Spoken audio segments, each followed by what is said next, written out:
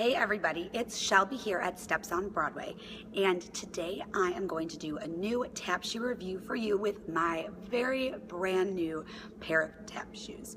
So this is my new tap shoe, and it's a K360, so I do have a review on a plain K360, but as you can see, it is a K360 boot. And there are a few things I think are really different about them than my other K360s, so I thought I would do a K360 boot review for you as well. So this is the boot. It's the exact same sole as a regular K. It just goes higher up, and I got mine in black suede so that they looked a little more like a regular boot than like a tap shoe.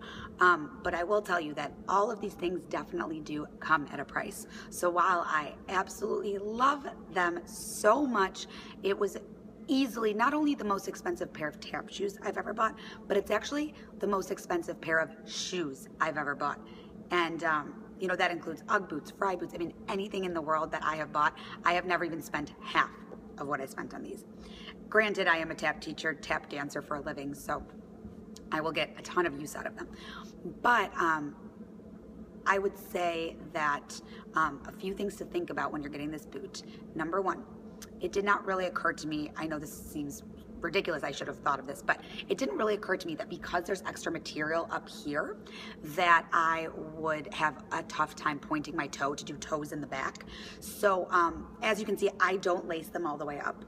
I like this part to kind of be relaxed for the look, but in addition to that, so that there's a little more give on the top part of the shoe, so that if you are trying to point your toe, all you gotta do is kind of break this little part in, but it's not hugging you so much that you can still move your ankle in the shoe. So that's my first recommendation, is not to lace them all the way up if you get them.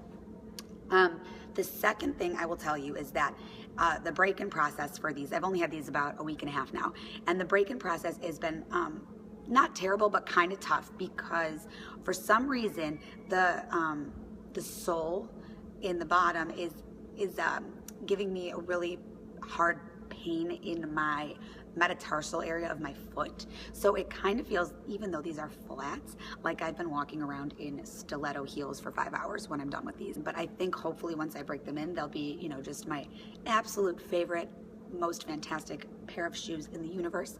But I will tell you a little bit about the pricing now. So even a regular K360 starts at $300, and that does not include the taps or the build. And so if you are a tap dancer, you really, it's, you know, 300 is not the real number. The real number is, I forget if it's $80 for the taps and $60 for a double build, or vice versa.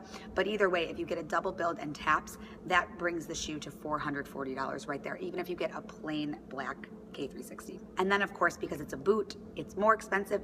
And because I got black suede instead of black leather, that was an additional price as well. I did not get a zipper. That's an option because it's easier to put your foot into it, but that's an additional cost, and I just felt like I could just shove my foot in and deal with that and not need that. But that is an option they give you. But I will tell you that every single thing you change and do add a lot price-wise. Also, I got a one solid color shoe, but you could also play around with different colors, and the second you add another color in, it's even more pricey. So all I want you to know is that if you love these like I do, you just have to know that it's an investment, and you have to be very strategic about what you do and don't add, so you can try to keep the price as reasonable as possible. Like I said, this is easily the most expensive pair of shoes I own, but I love them so far.